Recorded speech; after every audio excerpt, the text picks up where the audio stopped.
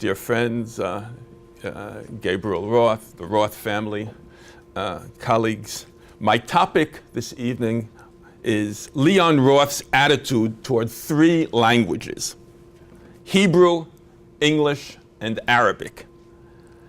I know that students and admirers of the late Professor Roth will raise an eyebrow and say to me, why only three languages? Did not Roth also work in other languages? Why didn't I include French in the title of my talk? After all, Roth wrote important studies on Descartes, for which he was awarded the distinguished Napoleonic title of Officier d'Académie. Nor did he write only on Descartes.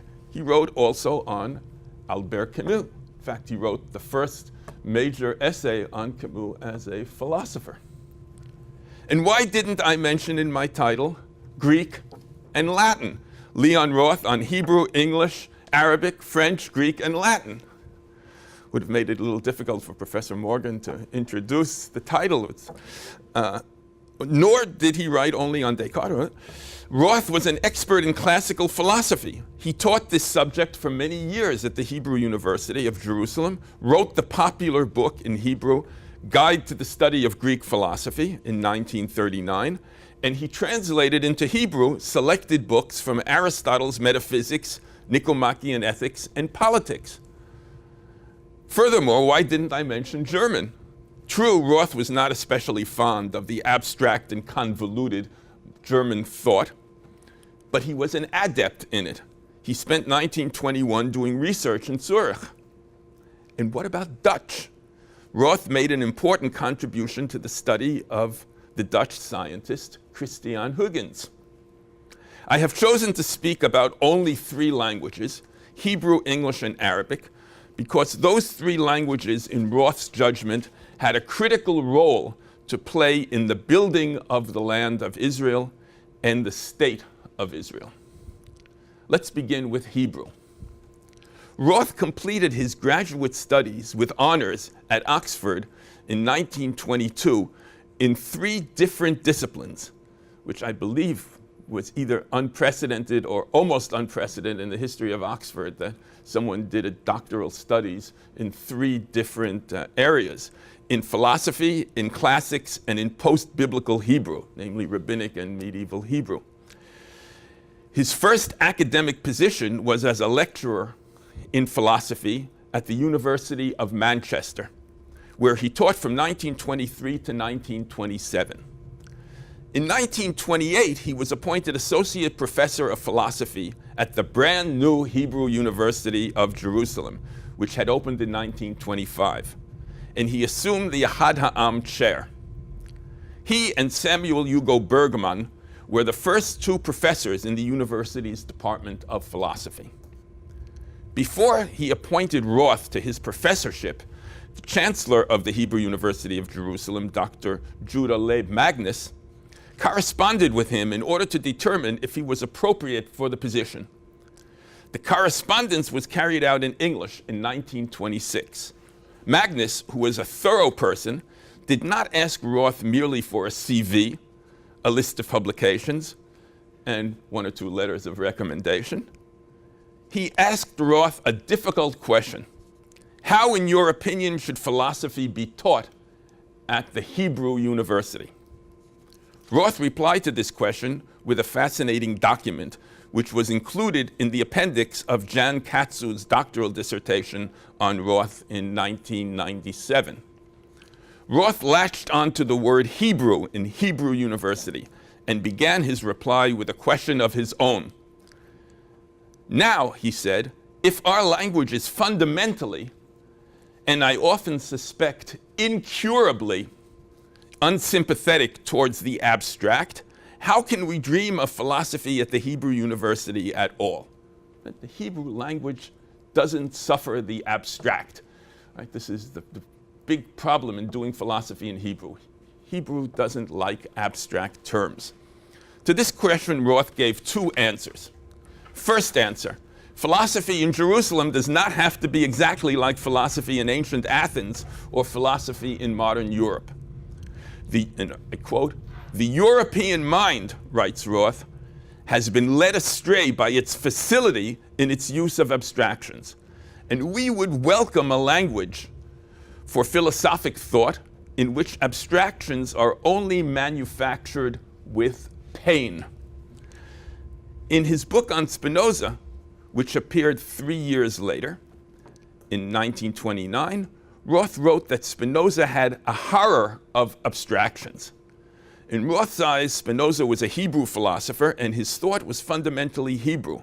One might say, therefore, according to Roth, that Hebrew has a horror of abstractions.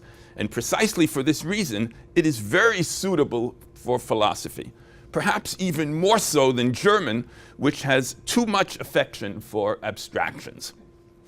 It will be noticed that already at the beginning of the document he sent to Magnus in 1926, Roth speaks about a new and independent Hebrew philosophy, which will not be a mere imitation of European philosophy, but will make its own distinctive contribution to world thought. And what's distinctive about Hebrew and what makes it so good for philosophy is that philosophers can't easily make abstractions. Right? Those of us who study philosophy know how philosophers like to make these abstractions, which sometimes don't refer to anything. The second answer, we already have a basic vocabulary, explains Roth, of abstract philosophical terms in Hebrew, thanks to the medieval literature. Right? The medievals have already gone a long way in finding ways to express abstract thought in Hebrew.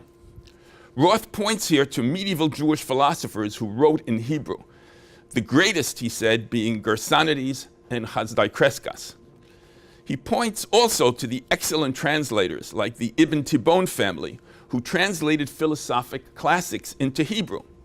He mentions, too, modern philosophers who wrote in Hebrew, like Rabbi Nachman Krochmal, who wrote the book The Guide of the Perplexed of Our Times, and also modern translators of philosophic works into Hebrew. Roth especially emphasizes the contribution of the medieval and the modern translators. All his life, Roth stressed the great importance of translation.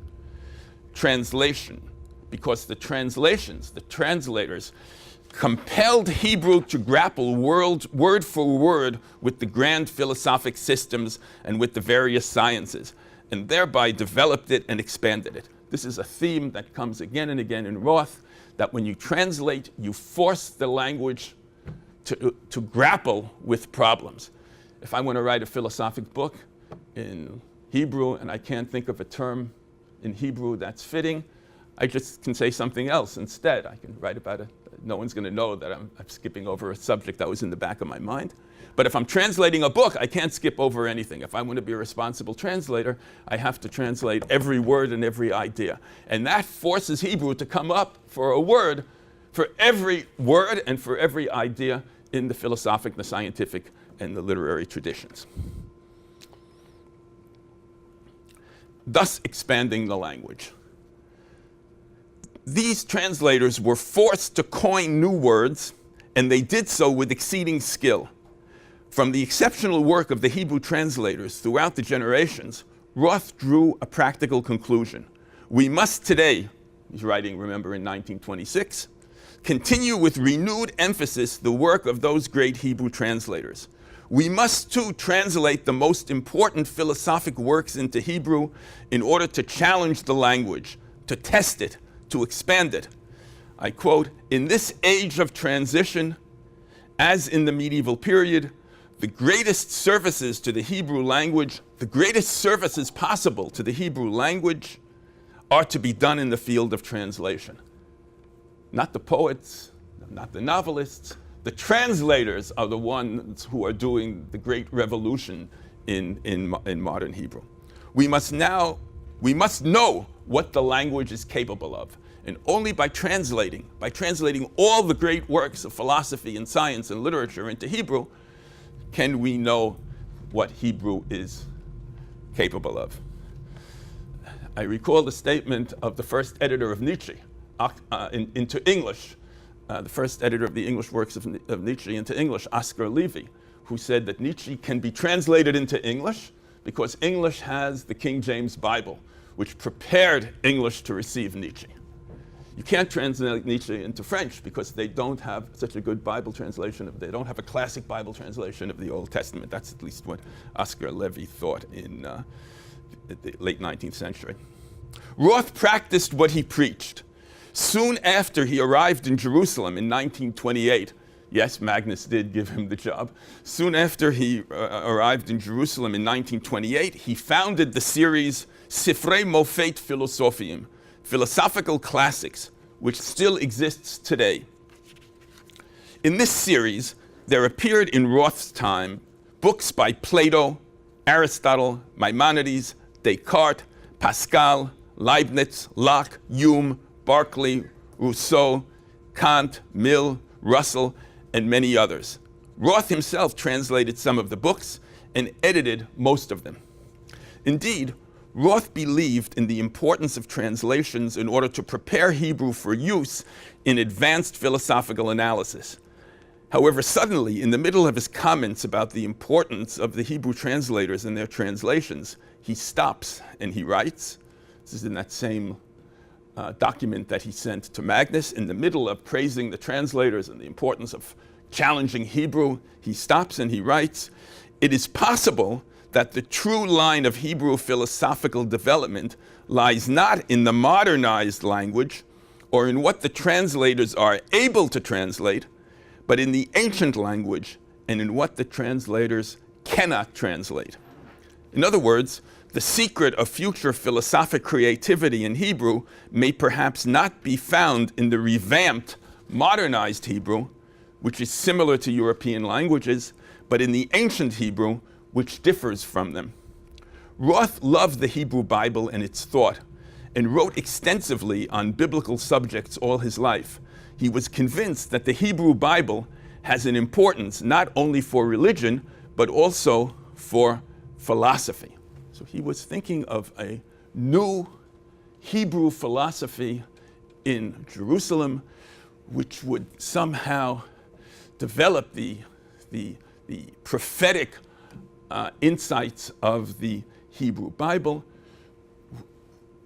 in a language that only with great pain suffers abstractions. And thus this kind of Hebrew language would be different from the European philosophical language, in that the European philosophical language prides itself on the facility of using abstractions, whereas Hebrew would only with great pain use abstractions.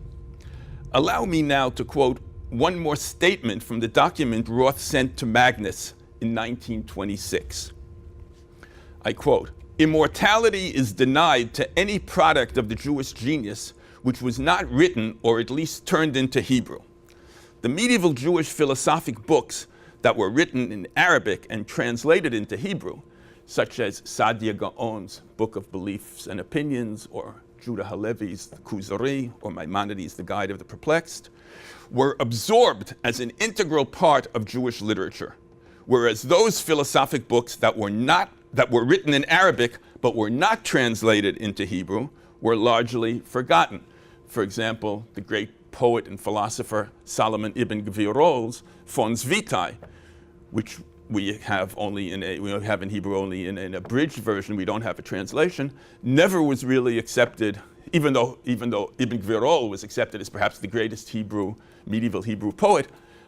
His book, the Fons Vitae, never really got into the Jewish canon because he didn't write it in Hebrew. The moral is clear. Whoever wants to write lasting Jewish philosophy must write it in Hebrew. Don't forget, Maimonides in the 12th century, when he wrote The Guide of the Perplexed in Arabic, thought that anybody who is interested in philosophy reads Arabic. Today, most people read The Guide of the Perplexed in Hebrew or in English or French. Hermann Cohen, when he wrote his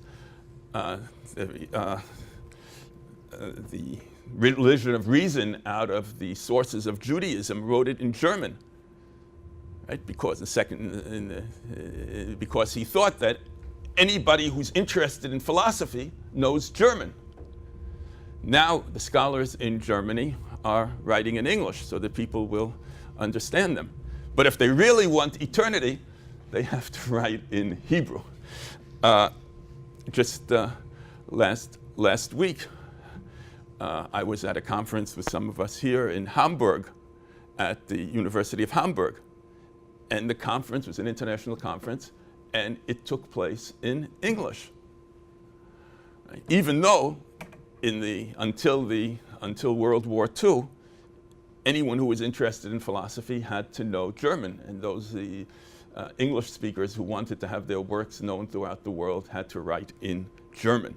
So languages change. What is an important language in philosophy in 1 year is not an important language in another year. And Roth's point is, if you want to be remembered in Jewish philosophy, write in Hebrew. Because Arabic is only sometimes a language that's known by everybody. I mean, in the 10th century in Baghdad, Arabic was the main philosophic language of the world. All the great philosophers in the 10th century were writing in Arabic. And in the 19th century, the great philosophic language was German. So whatever is the leading philosophic language changes. But in terms of Jewish culture, Hebrew remains the language. In 1941, Roth, then the rector of the Hebrew University, gave the annual rector's lecture on Mount Scopus and chose as his theme, "What has the university done for the Hebrew language?" Right? Roth was then rector of the Hebrew University in 1941, and he gave his annual lecture, "What has the university done for the Hebrew language?" The simple answer to this question, he said, was that it has given lessons, courses, more than 4,000 courses since it was founded. So doing a lot for the Hebrew language. All those courses, he continued, were certainly given in the Hebrew language. Moreover, Roth states, with a twinkle in his eye, the university has given lessons not only in Hebrew, but also to Hebrew. It teaches not only the students, but it also teaches the Hebrew language itself. What has it taught the Hebrew language? What has the university taught the Hebrew language? It has taught it to speak the language of the sciences. Roth explains that while students studied in Hebrew in all sorts of educational frameworks in the land of Israel, the university is essentially different. It is different precisely because it is a university. As a university, it is universal, all-embracing, exhaustive, and systematic. It overlooks nothing, skips over nothing, forfeits nothing. The university, Roth writes, as a university does not settle for anything less than the best that has been enunciated until today in the world of science. We accept no apologies from our language. Hebrew has to translate everything. Hebrew has to be able to say everything. We have our top scientists, Roth says in 1941, working in Hebrew, and therefore Hebrew has to be a vehicle for the avant-garde science, for the top leading science. We accept no apologies from our language, says Roth. Hebrew can't translate it. We accept no apologies. The language is unable. Hebrew is unable. Hebrew is unable. What means unable, Roth says? It must. We don't take no from Hebrew for an answer. And if it says it doesn't want, well then we apply force until it says that it does want. Here he uses the rabbinic expression, kofinota ad shetomar rotzani. Right? There's a rabbinic usage, kofimoto ad sheomer rotzani. If a husband doesn't want to give a divorce, the court is able to whip him until he says, okay, I want to give the divorce. Right? Because he has to give the divorce by will. He has to say, rotzani, I want to give the divorce. It has to be voluntary.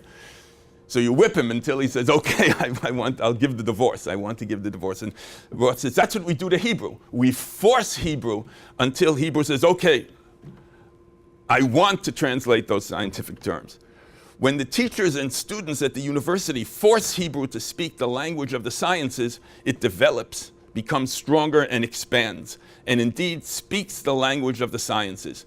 This is what the Hebrew University has done for the Hebrew language, argues Roth. In the same rector's lecture of 1941, Roth, as the rector, spoke proudly about the graduates of the university. He mentioned the recent doctors in the faculties of the humanities, the social sciences, and the pure sciences. And I quote, "The new doctors, who without doubt excel in their discipline, excel also in language." He clarified that he is not speaking about philology. The university, he reminds us, is not the Vad Halashon, it's not the language committee. At the language committee, the Vad Halashon, or what's called today the Academy of the Hebrew Language, words are created. At the university, human beings are created. Right? Roth used to say that the degree that's given at the university, BA, means in Hebrew Ben Adam, a human being, or at least it should mean Ben Adam, a human being. "I am not speaking about the words," Roth says, I quote, "I am not speaking about the words that the doctors use, but about the doctors who use the words. The university creates accomplished and erudite Hebrew writers and speakers." Roth notes in his comments about the requirements of Hebrew at the Hebrew University that these requirements hold not only for the doctoral students, but for all students at the university, beginning with the very youngest. Names fascinated Roth. What, he asked, is the meaning of the name Hebrew University? It has, he explains, two elements, university and Hebrew. The Hebrew University is founded both on science, therefore it's called a university, and on the Hebrew language, and therefore it's called Hebrew. This mixture, I quote, "This mixture of science and Hebrew, the creation of science in Hebrew, this is the Hebrew University." Hebrew is essential to the Hebrew University. In classes, in laboratories, I'm quoting, "on examinations and in meetings, in memoranda, in notices and in letters, in ceremonies and in reprimands, everything is in Hebrew and only in Hebrew." Roth, as mentioned, loved the Hebrew Bible. He insisted on the need to preserve the connection between contemporary Hebrew and the Bible. In his profound and stimulating lecture, Imitatio Dei and the Idea of Holiness, written in 1931, he wrote, and I quote, "Are we not doing our best to speak not what is called Tel Avivit, but what is, after all, its mutations, the holy tongue?" In another article, he expressed his pleasure when a mischievous boy was called Pera Adam, a wild ass of a man, following the biblical expression in Genesis 16:12, and a mischievous girl was called Para Aduma, a red heifer, following Numbers 19:2. Roth loved when the Bible was brought into these colloquial humorous contexts. Over the years, Roth wrote much about the revival of Hebrew in the land of Israel. In one essay published in 1959 in a British journal, he asked, "On what date was modern Hebrew born?" Right? Raises a question that all those who study modern Hebrew literature and modern Jewish culture, when was modern Hebrew born? When was the transference from classical Hebrew or modern Hebrew, medieval Hebrew, rabbinic Hebrew, to modern Hebrew? When was modern Hebrew born?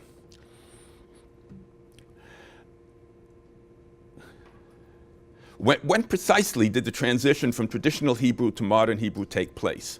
He hastened to answer, not with Moses Chaim Luzzatto, and not with Moses Mendelssohn. Some of us might think that it began with the Hebrew writings of Moses Mendelssohn or Moses Chaim Luzzatto. No, not with Eliezer ben Yehuda, who is said to be the one who revived spoken Hebrew in the land of Israel in the end of the 19th century. Not with the two great poets, Bialik and Chernyakhovsky. Not with Achad Ha'am. Not with the great grammarians or educators. Not with the pioneers who built the kibbutzim. But when? When did modern Hebrew begin? Roth knew to pinpoint the precise year. Modern Hebrew was born in 1922, when the British mandatory government in Palestine legislated a revolutionary law according to which Hebrew, together with English and Arabic, was one of the three official civil languages of the land.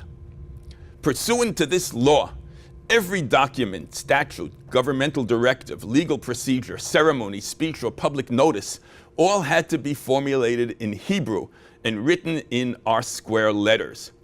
This law of the British Mandate forced Hebrew to become a modern language in every sense. We see the same idea that Roth had about translating philosophic works. If Hebrew is forced to translate every document that comes out of the mandatory government, every civil case in the courts, every proclamation, every statement, every speech, then it's forced to deal with everything in the modern world, and that turns Hebrew into a modern language, thanks to the British mandatory government. This is, to say the least, a surprising explanation. Perhaps it is correct, perhaps not. In any case, it fits Roth's political position with regard to the British mandate in Palestine. Roth appreciated the mandate. He was one of the few Zionists, maybe the only one, in the 40s who argued that the mandate should be extended. He foresaw correctly that the division of the land into two states would necessarily lead to violence, and he did not believe that a binational state was feasible. He thought that the most reasonable solution for the immediate future was to extend the mandate. Now, in this article he wrote in 1959, 11 years after the establishment of the State of Israel, and 6 years after his leaving the State of Israel, he argued, in effect, that one must thank the British mandate not only for a well-ordered government, but also for the revival of Hebrew as a modern language.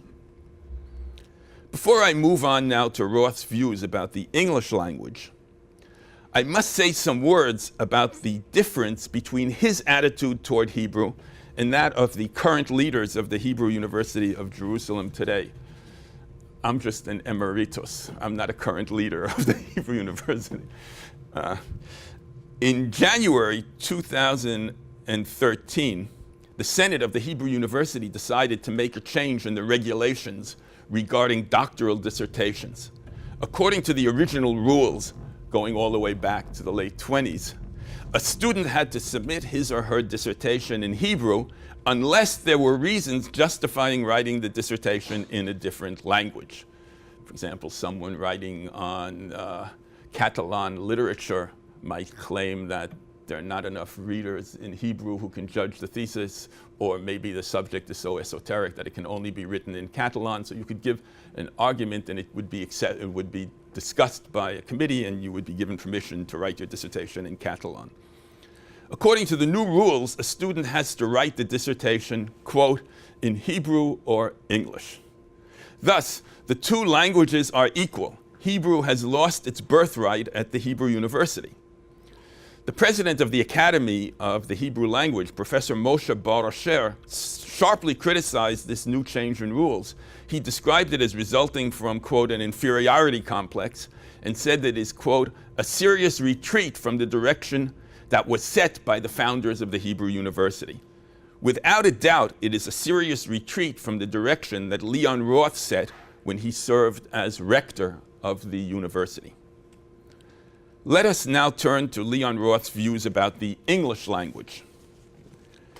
In 1945, Roth published a book based on a series of lectures he gave at the university, 7 chapters on England and the ways of English democracy. The book was published in Hebrew. 7 chapters on England and the ways of English democracy. The book may be said to have 2 practical goals.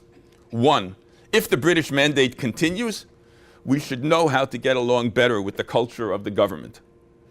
Second, the other possibility, if a Jewish state is established, it should be democratic according to the British model. Not the American model, not the United States or Canadian model, but the British model. Right? In his book, Roth also spoke about the importance of the English language. English, Roth argued, must be the second language after Hebrew among the Jews in the land of Israel. With the end of World War II, he's writing now in 1945, English has become the most important language in the world in general, and the most important language in the Jewish world in particular. English is useful. It enables us to read foreign newspapers, to decipher letters on boxes imported from abroad, and to understand foreign expressions used in Hebrew, like, for example, the cabinet has resigned, or there was a debate in the House of Lords. In short, English is the new international language, the door to the wide world. Now remember, Roth is writing in 1945 to students and to Israelis who the last thing they want to hear is something good about the British. Right? The British is the oppressive, mandatory colonial power. And Roth was extremely exceptional in his support of things British. There is no reason to be afraid of English, Roth calms his reader.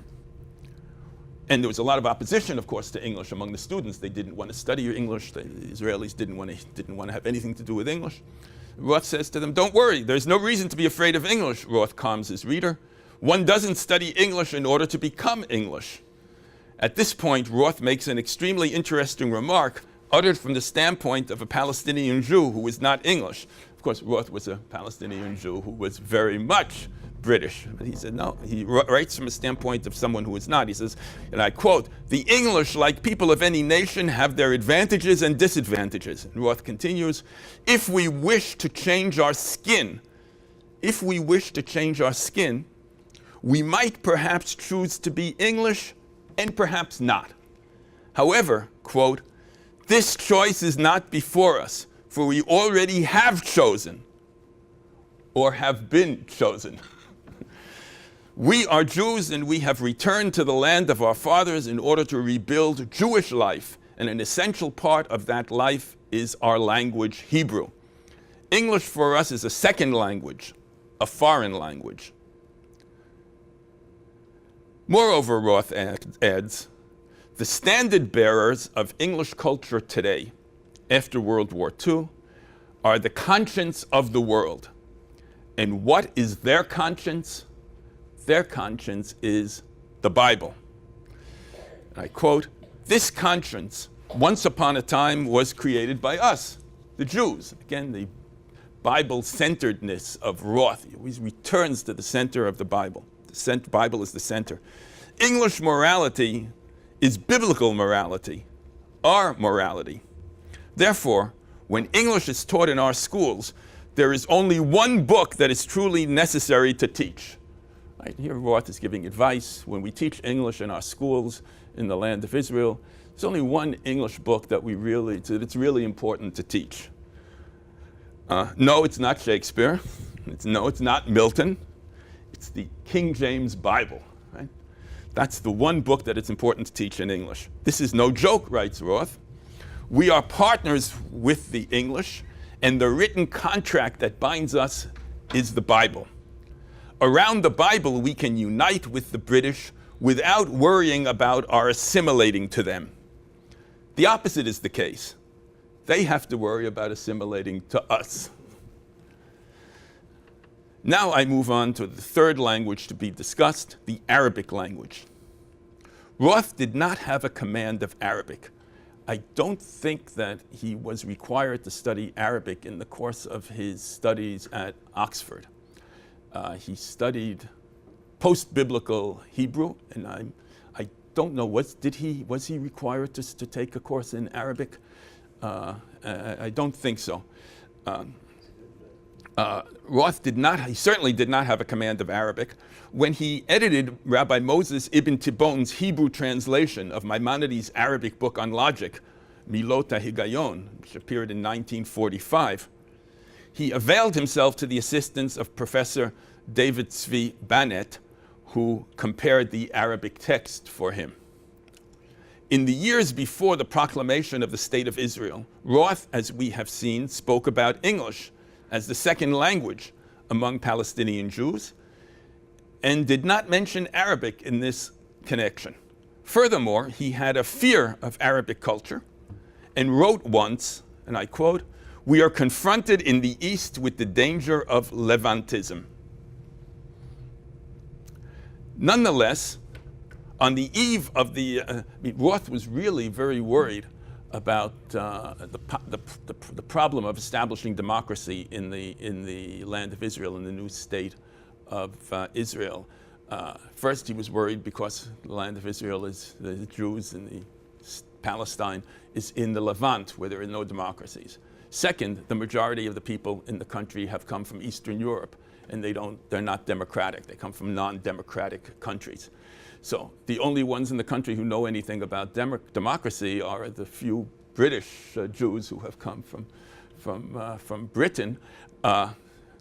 Some of the Americans who came, like Magnus, maybe think they know about democracy also. But it's a small minority, and therefore, in order to have democracy, Roth saw this as a great and important struggle, and therefore he devoted himself in the 40s to lectures on the importance of democracy. He was really the only major figure in the land of Israel at that time who made democracy his or her slogan. And Roth wrote again and again about the importance of setting the new Jewish state on the foundation of a true democracy. In the years before the proclamation of the State of Israel, Roth, as we have seen, spoke about English as the second language, and he did not focus on Arabic. Nonetheless, on the eve of the establishment of the State of Israel, in 1948, 1 month before the proclamation of the state, Roth gave an important lecture to a group of teachers in Jerusalem. And Roth had the vision to change his approach. He took a position that was not taken by any other educator in the land of Israel at the time. In a very important lecture, and this is his most important lecture on the question of citizenship, a lecture called Dina de Malchuta, the law of the state, which he delivered to a convention of teachers in Jerusalem in April 1948, 1 month before the proclamation of the state. Roth spoke about education in the new Hebrew state. He did not mention English even once. No more English. Did not mention English even once. However, when he came to the subject of citizenship in the new Hebrew state, he made a statement of great significance. And I quote, "We want to educate good citizens. In the Hebrew state, there will also be Arabs. Their number will be great. We must therefore learn to know them, not only their language, but also their religion, their culture, and their way of life. If the mark of a citizen is that he respects other citizens, the citizen of the Hebrew state will be one who respects his fellow citizen, including the Arab. Respect is not possible without knowledge, and knowledge must be acquired." It seems that according to this statement of Roth's, not only is it necessary to teach Arabic and Islamic studies in the Jewish schools in the state of Israel, but the subject should be counted among the core subjects, the necessary core subjects of education. Good citizenship, he explained, requires that citizens know each other and understand each other and respect each other. And Jewish citizens must learn to understand and know and respect their Arab fellow citizens. Therefore, they must study Arabic. Let me conclude. I will sum up very briefly Lian Roth's attitude to the three languages, Hebrew, English, and Arabic. As Jews, we must know Hebrew. As citizens of the world, we must know English. And as citizens of the state of Israel, we must know Arabic. Thank you.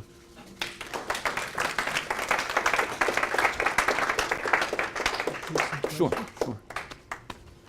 In any language. There's Epi over there. Epi has a question. There, yeah.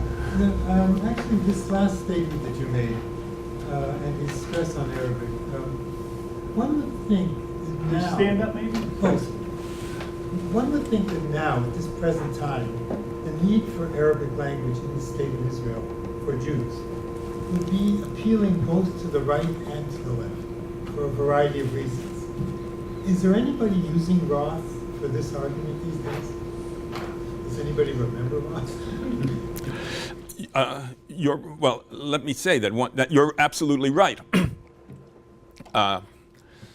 You would think that the I'll just spell out what you're saying. You would think that the left would be interested in advancing Arabic because it means peace, to be able to talk to one's neighbors. You would think that the right would be interested because they want to have a one-state solution, which means that they have to convince the Arabs that the Arabs are part of the polity. So you would think that both well, for security, yeah. Well, security, it's enough that the intelligence people know Arabic. But it's true. It's true. It's true that you would think that both the right and the left would be. But the fact is, not one major Israeli politician, including the Arabs, has argued that Arabic studies should be in the core of the Israeli curriculum. And I can testify, as someone who's been teaching in Israel since 1977, that the percentage of students who read Arabic has gone down every year. When I first came to the Hebrew University in the 70s, there was about a third of the students in the class read Arabic texts. And now if you have a class of, let's say, 25, you have maybe 1 or 2 who have good enough Arabic to read Arabic texts. So there's a tremendous decline, drastic decline in the ability of Israelis to speak or to read Arabic. And you would think that it wouldn't be that way, and in the Israeli political scene, there's not one Israeli politician who has made this a cause.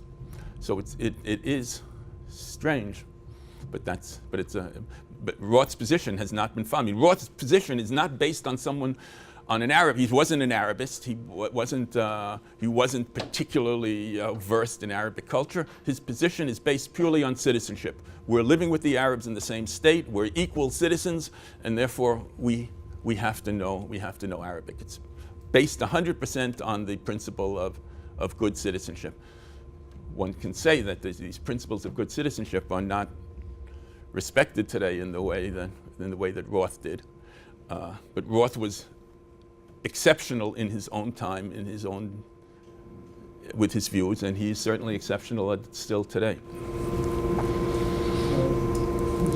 Did I see another hand? Yeah. Yeah, thank you very much for the paper. You drew our attention to the consistent emphasis that Roth placed on translation.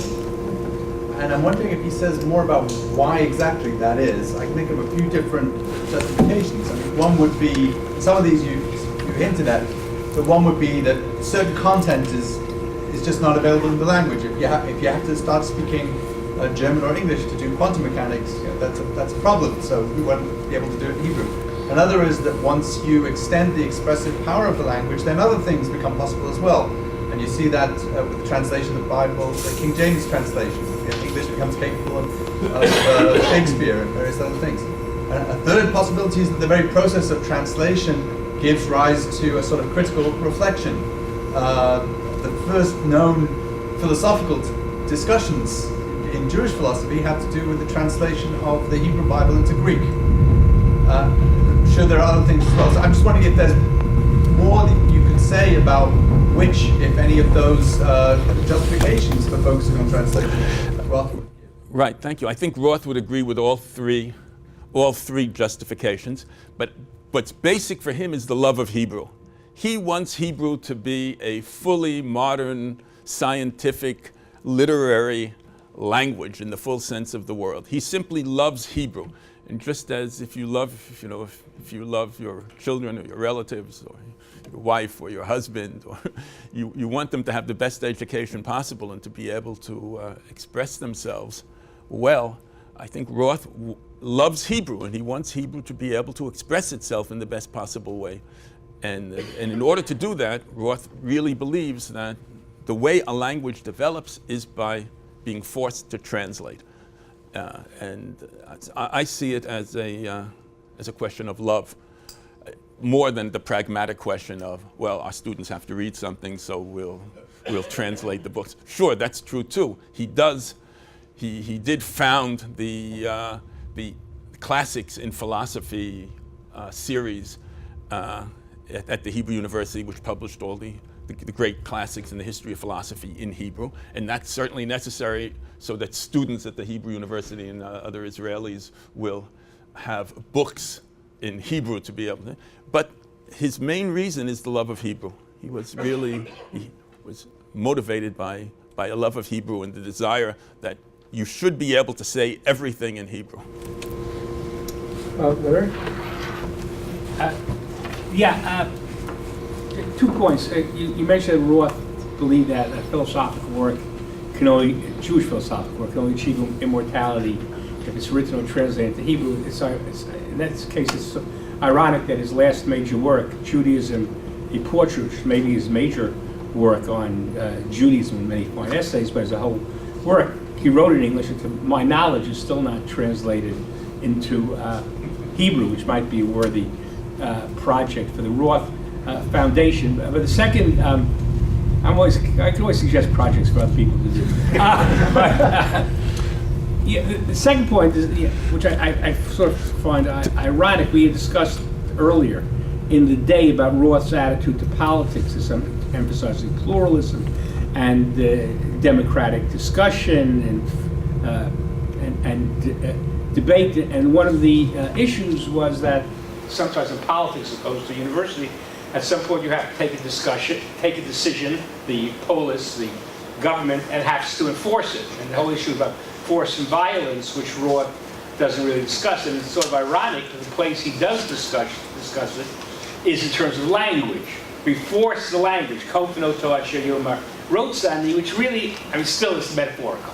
And so he's only comfortable, we can say he's only comfortable with the use of language of force when it's really a type of metaphorical use. But when it's force literally, when you actually go and beat someone up, that already he's not so comfortable.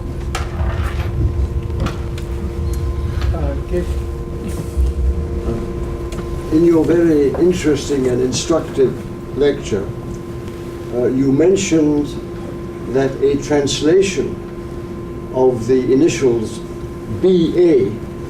was given as Ben Adam, a human being.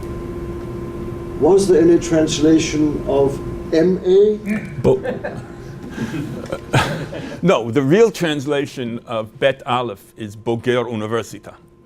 Right? Roth, as a joke, said it really should, it is Boger Universita, but it really should be Ben Adam, because what we want to create at the university is not simply someone who has a diploma, but something who is a human, someone who is really a human being. So I don't know if he had a quip about Mem Aleph. I'm just curious if Roth used the term citizen of the world. I mean, we hear that today. U of T thinks wants to create citizens of the world, which I think is one of these defining things down. It eliminates, of course, what citizenship truly means. If we can be citizen of the world, we can be a traitor to anybody and treasonous to anyone. And it depletes any sense of polity, of course, any sense of responsibility, at the same time making us all feel very proud of ourselves. Right, well, he certainly uses the term when he discusses Greek philosophy, because the Greeks, of course, used the term citizen of the cosmopolitas, citizen of the world. I don't know if he uses, I know I used it over here in a paraphrase, when he says that you have to know English because that is, he says, it's our window onto the world. I mean, Hebrew is the language that we speak here in the land of Israel, in the state of Israel, but when those cereal boxes come in from Europe or something, you want to be able to know what's in there, and therefore you have to know English. So he does have this notion that English is an international language. But he doesn't really present it in a strong political way. He presents it in a practical way. You hear the news and you hear some words used in the news, and you want to simply understand what's going on in the world. And it's not just sufficient to know Hebrew in order to know what's going on in the world. You want to also have English. So it's certainly not a slogan for him to be a citizen of the world. That's not something that he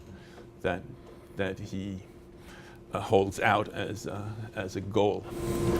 Yes.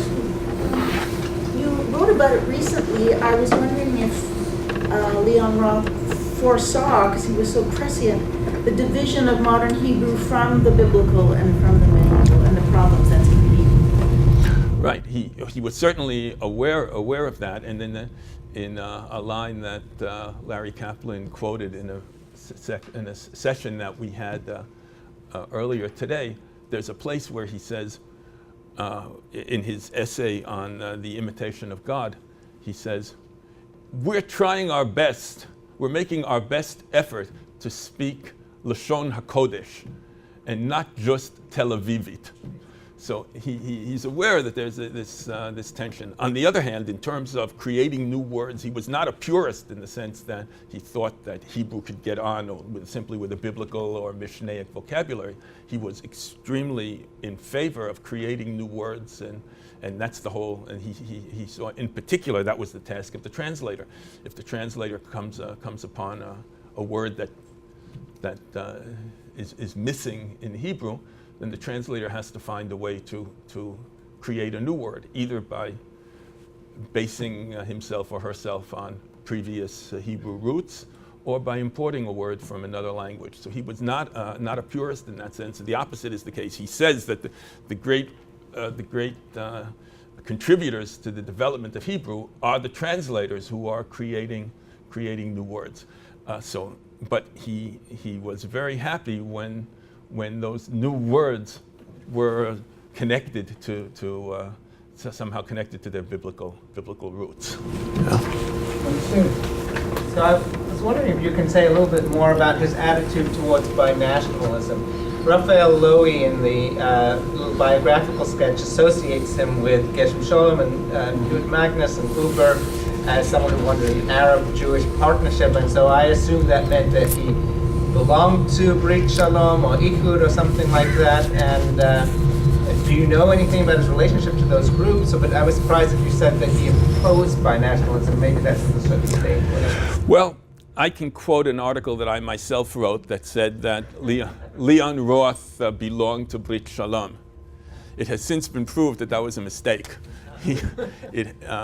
There's no evidence that he was a member of Brit Shalom. Of course, he was. The members of Brit Shalom were, many of them, his friends from the university, and he was close to them on many issues. But I haven't seen any statements of his supporting binationalism.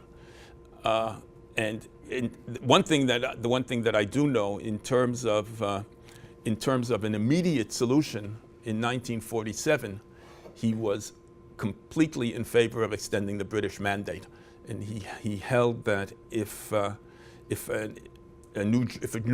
Jewish state is proclaimed, there will be decades of war with the Arabs, and he did not think that a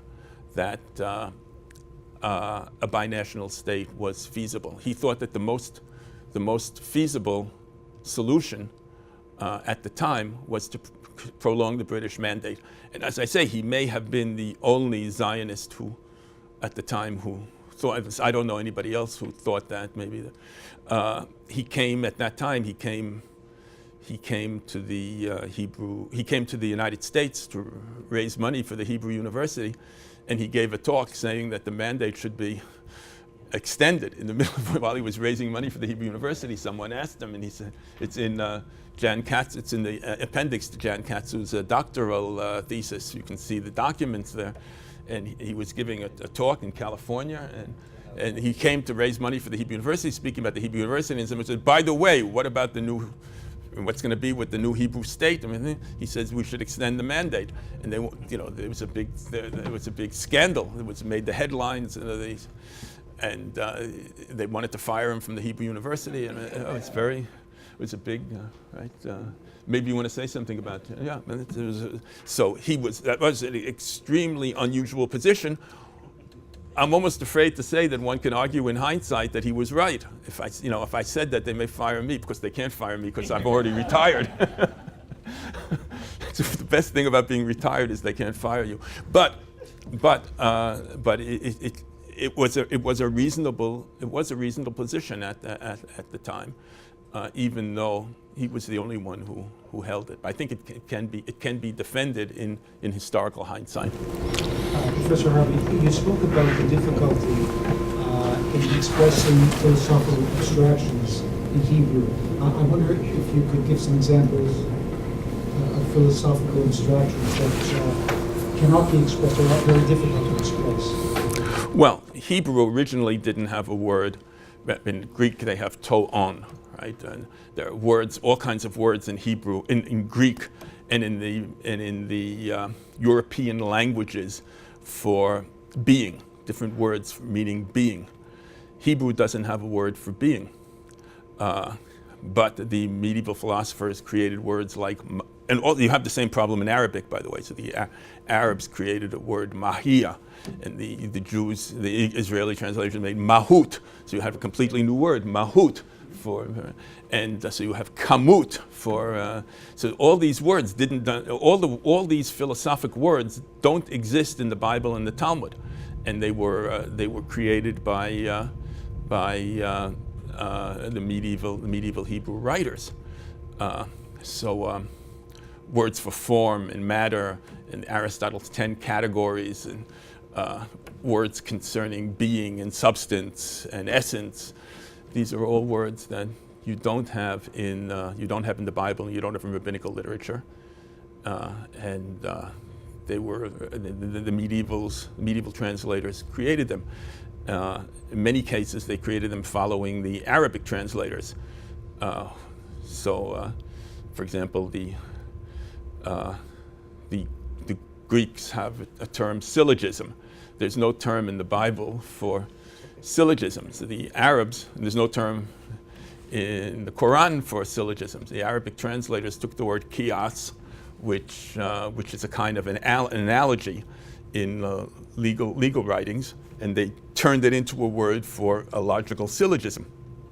The Jewish translators took the word hekesh, which sounds a little bit like qiyas, but it has nothing to do with it, and they said hekesh will be used for a syllogism. Well, and until this very day, it's used for a syllogism, hekesh. But you don't have it in the Bible, and you don't have it in the Talmud. It's created as a medieval word, even the word for proof. Right, the word that's used in medieval Hebrew for proof is mofet, which translates the Arabic word burhan. But this Arabic word burhan also didn't originally mean proof. It means a miraculous event, something miraculous. So the word Hebrew is also a miracle. Mofet in Hebrew is a miracle.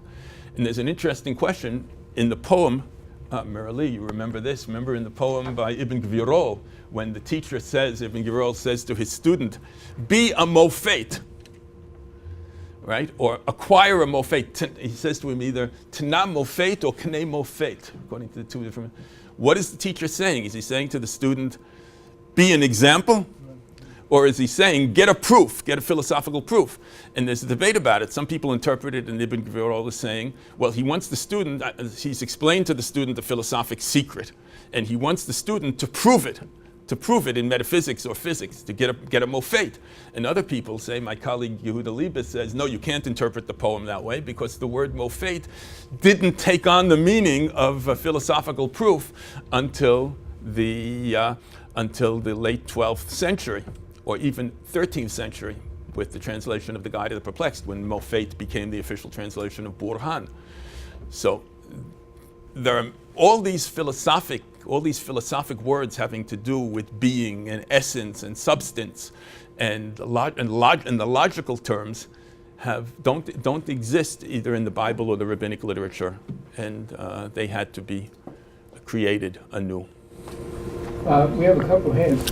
When I studied classical Greek here with Leonard Woodbury, he used to point out how a lot of abstractions that emerge in Plato and Aristotle come out of some of the pre-Socratic usage, and that their original sense is also extremely concrete, and it's only by manipulation that even Greek ended up with. Right.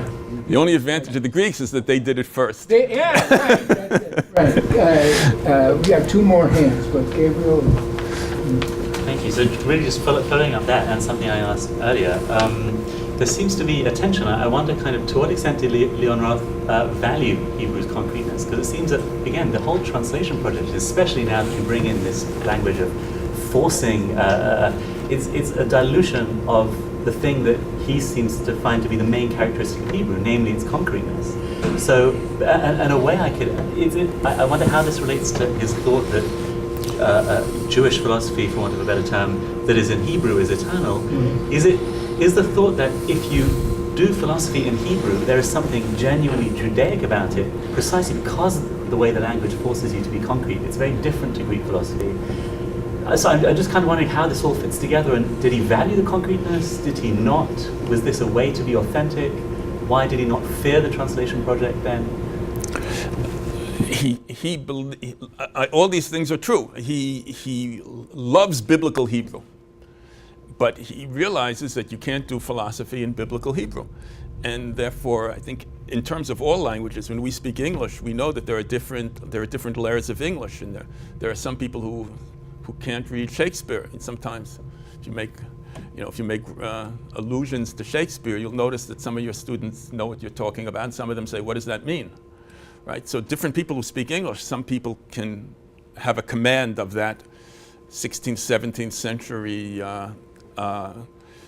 English, and some don't. Some of them can read Chaucer, like we read the newspaper, and So Roth was certainly aware of these different levels of Hebrew, but he thought that the additional levels do not take away from the genius of the early levels, and he thought that about English and about French. I mean, he was also, of course, a great stylist in English and in French also, and he believed that about those languages also, that a language has its classic base, and then it develops, and the development to be able to speak Tel Avivite doesn't destroy the Bible. It's an additional level over and above the Bible.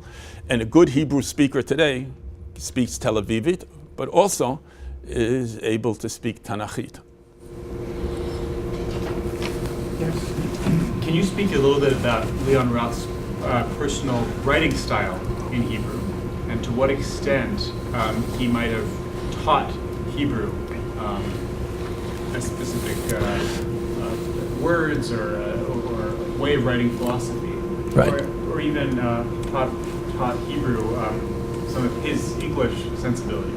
Well, first let me say that there was an excellent lecture on this. We remember, was it 3 or 4 years ago in that symposium we had in Jerusalem, Professor Ariel Hirschfeld spoke about Lian Roth's Hebrew style.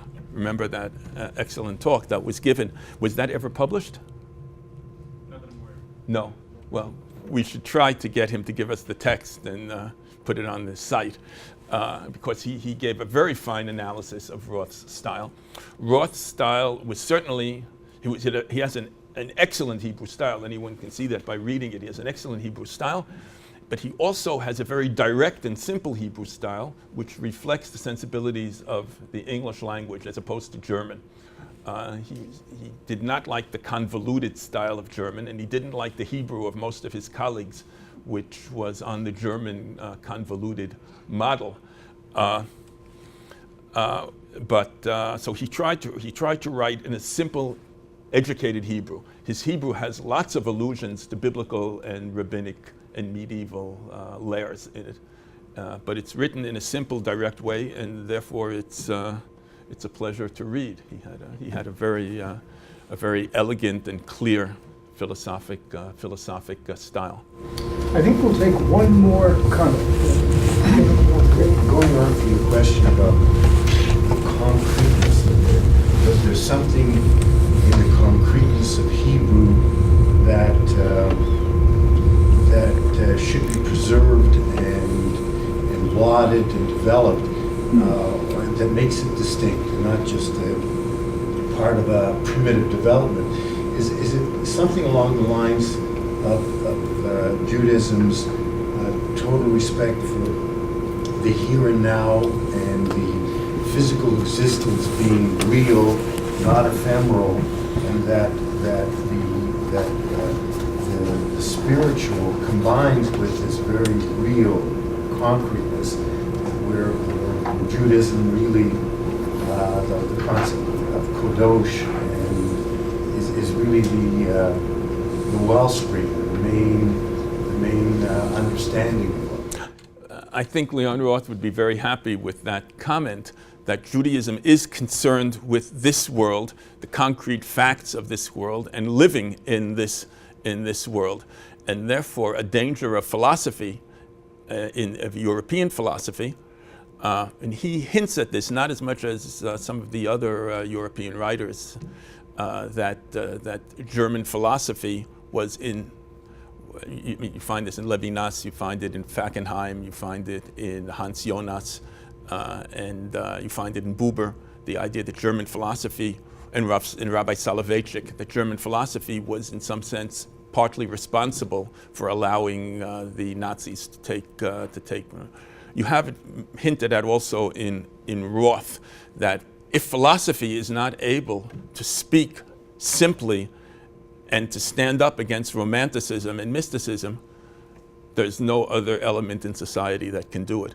So Roth definitely believed that philosophy has this task, and Hebrew philosophy in particular is very well suited for it, because Hebrew is not easily fooled by abstractions. I think, and this is what he says this about Spinoza. He says Spinoza had a horror of abstractions. I mean, he says Spinoza was a real Hebrew philosopher. I mean, some of my colleagues sometimes say Spinoza was not really a Jewish philosopher. But Roth would say, of course he was a Jewish philosopher. He had a horror of abstractions. And only a true Hebrew philosopher would have a horror of abstractions. Most philosophers are seduced by abstractions. Thank you very much.